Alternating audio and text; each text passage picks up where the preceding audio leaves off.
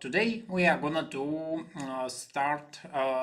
Today we are gonna do see the process of the migration of the Blazor server existing app from the .NET 7 to .NET 8. So some additional concepts that should be applied to the application in order to ensure its proper work. So just as a remark, the existing .NET 7 application will work completely fine in .NET 8 without any updates except the runtime, but there are some moments which we should take into account. So the first one is that we are updating the target framework to .NET 8. So this one, and it's the essential step of this process. So, but just after this step, of course, the existing application will work completely fine on the .NET 8 runtime without any further changes. But if we want to ensure the complete correctness of this work, we need to do some other steps. So just for the .NET for the Blazor app template. So the first one, we of course should import this spin core components web render mode as the static using. So because this scene will be used either through the each page and component. So if we decide to apply this parameter manually for all the pages and components in the application, or it can be applied just in the root component, so as it is in this example. So the next scene is about the previous version template, which is host CSHTML. I have commented it out. So because we do not need this stuff in the new .NET 8 template, but here is the question. So where does all the stuff go? And by default, all the stuff should go into the app .razor.cs file located in the root folder. So this is the new base application file in the new template.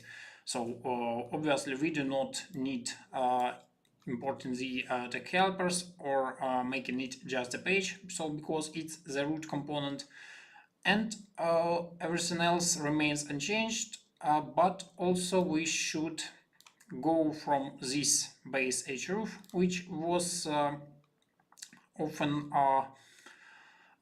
done in the previous versions as the relative path. We should make it just like this, so because it could potentially lead to the error with loading static files. So, and also what we are updating here is the component. So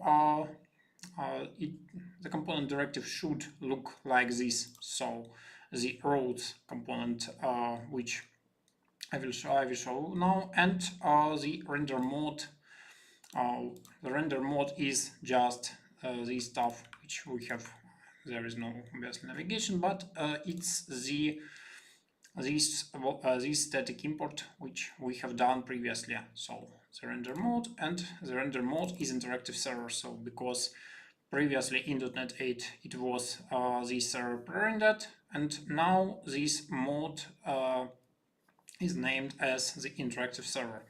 So of course it can work just with this directive and the template for the .NET 7, but if we are moving to the .NET 8, of course we should update this stuff too.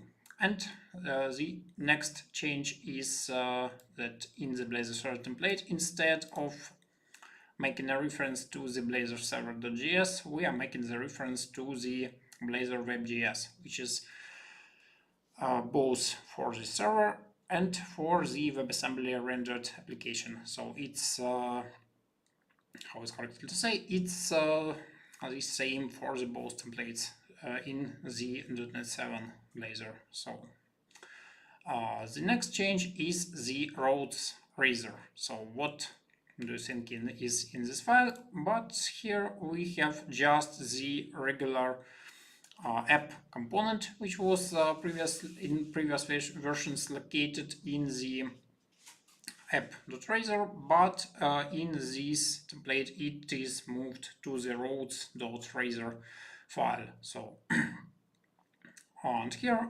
we do not have obviously no changes, so everything just remains just the same as it was before. And this component is triggered just from the app.razor as the roads component. So roads, and we go here. And probably the last change for this migration is in the changes in the program CS file.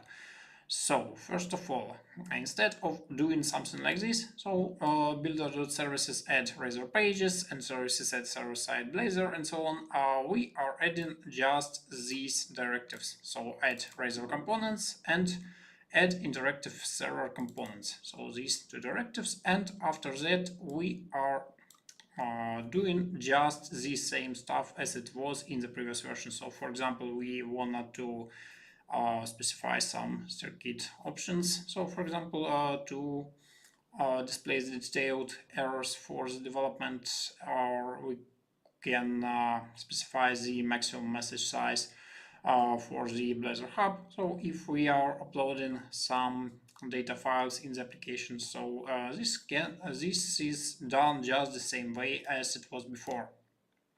Of course, .NET 7, .NET 8 does not resolve all the stuff which was done manually in the previous version. So just by example, so this scene, so if we use the brand new AVIF format in our application, we still need to provide the custom type provider for this format. So even in .NET 8 it does not work out of the box. So that's why this scene remains just in the place. And the last update here is this one. So first of all, instead of the map Blazor Hub, we should use the new directives as the map Razor components of type app. So we are mapping our brand new app file, which is app Razor. So here, so why it is used just as a class here. So for example, and here we do not see the class. It's just because if we go to the intermediate language viewer, one moment. So, and we will see how this stuff is interpreted under the hood. We of course will see this app class as the inheritor of the component base. So it's just the regular C# class under after the compilation stage. So, and this way it does look at just as a Razor markup. So, and here we are also adding the interactive server render mode. So of course, if we would use something like WebAssembly, of course we should be adding the other rendering mode, but for the Blazor server it will be enough. And probably the last change here is we can change this stuff. So for example, in the .NET 7, if we would have any kind of routing error such as 404, of course, we by this directive we could map it to the, for example, index page. But if we are not using this host file, and if we are both not using the Razor pages here, so of course we need kind of another approach for this stuff. So of course we can map potentially to any page we want, but here we are mapping just to the index page. So, and it can be done just not by the map fallback to the page, but simple just as the map fallback. So map fallback is a method when we are providing the request delegate instead of some kind of static reference to the certain page.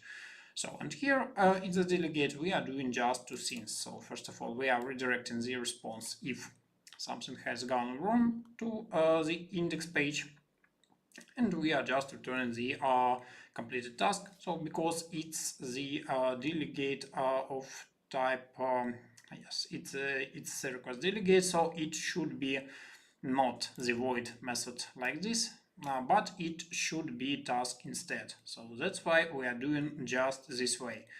So, and after this, I think that the migration from the .NET 7 to .NET 8 in terms of the Blazor application is complete. Probably there could be some changes in the future, but for the present moment, it looks completely fine. So thanks for watching. I hope that this manual would be useful for you if you are the .NET developer who is interested in Blazor. And if you have any ideas or comments, please message me. I would be really glad. And